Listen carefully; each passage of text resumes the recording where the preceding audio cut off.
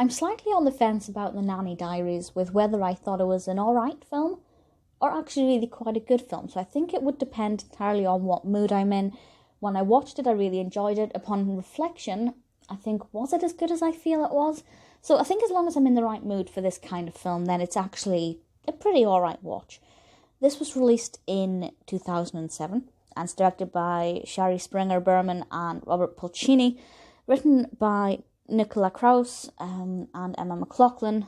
That's the novel on which it's based. I didn't actually realise it was based on a novel. Screenplay is by the directors. I haven't read the novel. If you have read the novel and you think it's worth checking out, let me know. I don't think it would be my kind of novel. I prefer crime, but maybe it's worth checking out at some point for a different kind of perspective. This is about a college graduate called Annie who is kind of in limbo with her life, and for some reason she ends up working as a nanny for a very rich family in New York. And she quickly realises that this rich family has no time for their son. The son is basically raised by the nanny, so, by Annie in this case. And it's all about her trying to juggle her life while basically being a full-time nanny for this boy.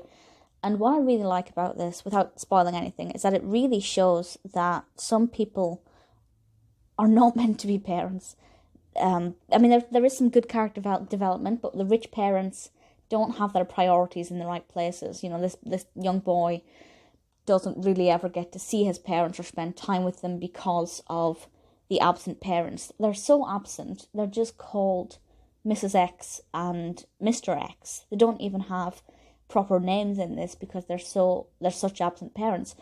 And I think that's a really lovely narrative that's tackled, because often, it's not an uncommon narrative where a nanny is looking after a wealthy family where the child's maybe a little bit spoiled, but it never really looks into the more gritty side of a child never getting to spend time with their parents.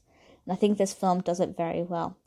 But it's not all serious. It's not a completely serious film. It is actually a comedy, slightly rom-com.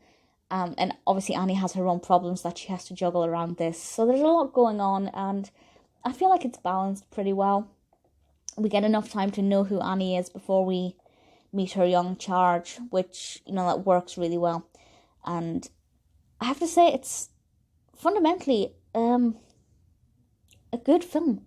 There isn't anything wrong with it. And there were times when, as I said, especially when dealing with the more serious issues, I thought it was a pretty powerful film. I think it's just that there are times when the narrative dips a little bit and it's easier to lose attention and it's not really very funny at times. So it kind of ebbs and flows a lot. But for the most part, there isn't anything inherently wrong with it. It's just not sustainably great. It's a bit up and down. Scarlett Johansson as Annie is absolutely brilliant. I've got absolutely no problems with any of the casting or the acting.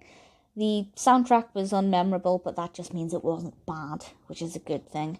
There wasn't really anything that I could think about it. The use of the nanny cams as well was very interesting. Gave us some pretty interesting camera work, which was pretty fun to watch.